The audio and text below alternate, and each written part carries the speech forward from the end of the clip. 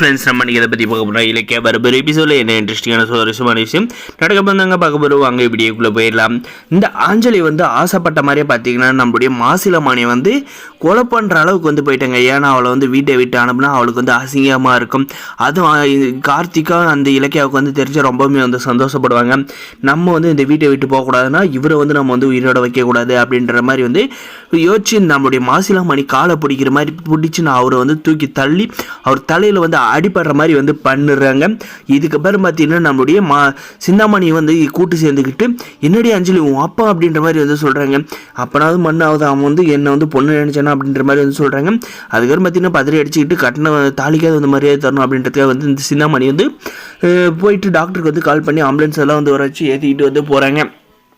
ஏற்றிட்டு போகிறப்ப பார்த்தீங்கன்னா பேச்சு மூச்சு இல்லாத போகிறாங்க. என்ன அஞ்சலி கொலைக்கேசில் உள்ளே போயிடுவோம் போல இருக்கு, ஏண்டி இப்படி பண்ண அப்படின்ற மாதிரி புலம்பிக்கிட்டே போகிறாங்க. அந்த சிந்தாமணி ஹாஸ்பிட்டலுக்கு போயிட்டு அப்புறம் பார்த்தீங்கன்னா டாக்டர் இவருக்கு என்ன ஆச்சு, எதுக்காக இப்படி இருக்காரு அப்படின்ற மாதிரி கேட்குறது. நீங்கள் தான் பார்த்து சொன்னோம் அப்படின்ற மாதிரி நக்கலாக இந்த அஞ்சலி கேட்குறாங்க. அதுக்கு பார்த்தீங்கன்னா நம்ம டாக்டர் என்ன மேடம் சொல்கிறீங்க, என்னாச்சு அப்படின்றதான் கேட்டேன். அப்படின்ற மாதிரி சொன்னோம். பாத்ரூம் வலிக்கு விழுந்துட்டாங்க அப்படின்ற மாதிரி நேக்கா பதில் சொல்லி சிந்தாமணி மகளை காப்பாற்றி விட்டுறாங்க. இதுக்கப்புறம் பார்த்தீங்கன்னா ட்ரீட்மெண்ட் ஆரம்பிச்சு நம்மளுடைய மாசிலாமணி பார்த்தீங்கன்னா பேச்சு மூச்சு எல்லாம் இல்லாத ரொம்பவுமே சீரியஸ் கண்டிஷனில் இருக்காங்க. அப்போவுமே பார்த்தீங்கன்னா இந்த அஞ்சலி இந்த சிந்தாமணி சேர்ந்துக்கிட்டு என்ன பண்ணுறாங்கன்னு பார்த்தீங்கன்னா நம்மளுடைய வசந்த் கால் பண்ணுறாங்க. எங்கள் யாருமே வீட்டில் ஆளை காணுமே அப்படின்ற மாதிரி இருக்கிறது.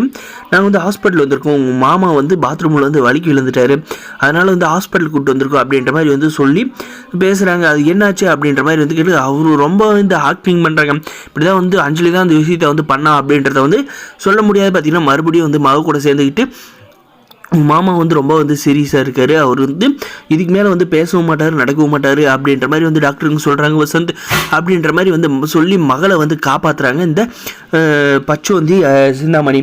இதுக்கப்புறம் பார்த்தீங்கன்னா இவங்க செய்கிறதுக்கெல்லாம் கர்மான்னு ஒன்று இருக்குது, அதுக்கெல்லாம் தக்க தண்டனை கிடைச்சே ஆகுங்க. அதுக்கப்புறம் பார்த்தீங்கன்னா நம்முடைய வசந்த் என்ன யோசிக்கிறேன்னா எப்படி மாமா அதுக்கான வாய்ப்பு பாத்ரூமில் போய் பார்க்குறாங்க, ஏதாவது மாமா விழுந்துக்கான அடையாளம் இருக்கான்ட்டு. ஆனால் பற்றி நாங்கள் எதுவுமே இருக்கிறதுல டவுட் வருது நம்முடைய வசந்துக்கு.